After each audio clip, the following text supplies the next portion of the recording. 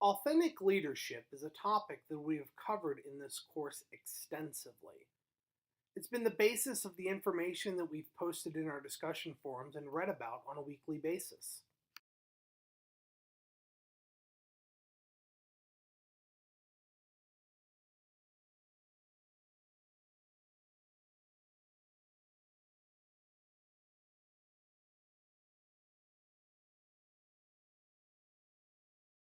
But what is authentic leadership? We've learned through our coursework that authentic leaders display a positive and ethical approach to their work and personalities, and instill confidence in their leadership abilities. Authentic leaders allow young people to learn from mistakes of previous generations and approach business in a manner that is above reproach.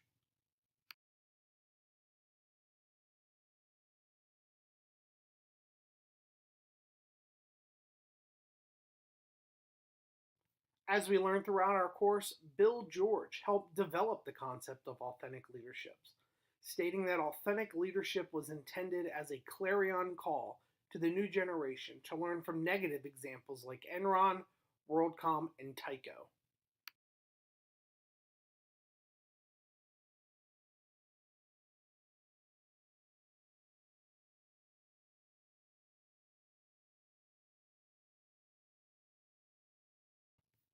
You're an authentic leader when you're authentic and inspirational.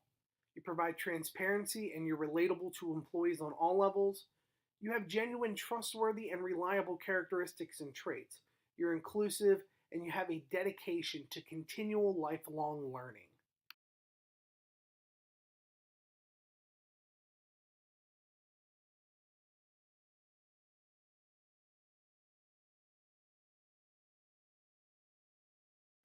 And in the article Effective Leadership Today Character, Not Just Competence, Brian Levy takes a look at the development of burgeoning leaders and their thought process as they mentally put themselves in the shoes of those making the decisions. Levy looks at the work of organizational psychologist Fred Keel as well.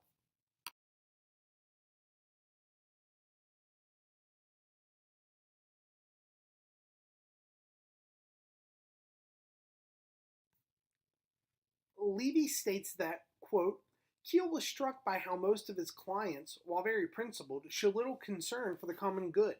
Not that they were hostile to the idea, just that they were focused only on what was good for their specific business, end quote.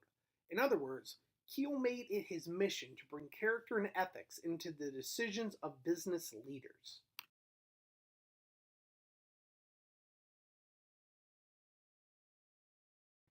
Keel found optimism in his early work, determining that leaders of high character correlate to better business performance, also determining that character is made up of attributes that are formed over time by habit, and this could be developed and altered.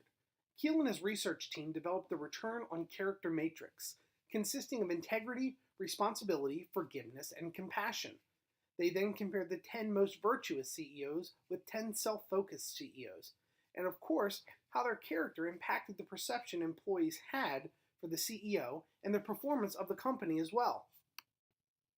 Keel's team found interesting results regarding self-awareness of the CEOs, stating, quote, one of the most telling differences found between the high character leaders and their self-focused counterparts related to self-awareness, end quote. High character leaders were seen to be relatively accurate in their self-awareness. The self-awareness of self-focused CEOs, as Keel stated, they, quote, dramatically overrated their demonstration of moral habits, end quote. Self-awareness seems to be an extremely important aspect of being a successful leader, so these trends would obviously be concerning. And as we've all become very well accustomed to Bill George and Discover Your True North, we also have been introduced to authenticity. George states, quote, in business, trust is the coin of the realm, and today authenticity is increasingly being seen as the gold standard of leadership, end quote. George points out also that authenticity, quote, has two very powerful and interrelated connotations, the true or real as opposed to the false or fake, and the original as opposed to the replica, end quote. Basically, deducing being authentic and yourself assist in being a successful leader.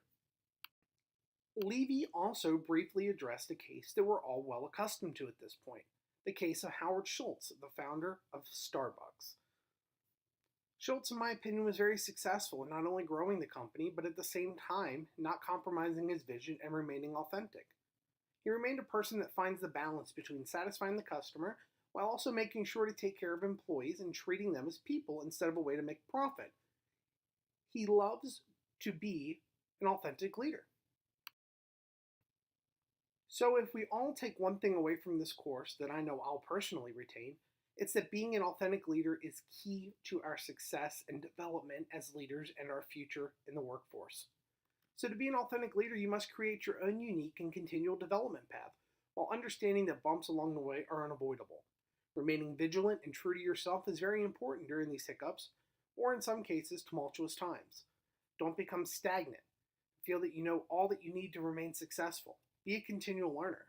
As Kaplan stated in What You Really Need to Lead the Power of Thinking and Acting Like an Owner, quote, once you have developed an ownership mindset and are willing to take responsibility for learning to be a leader, you will improve your effectiveness by empowering others to act the same way, end quote.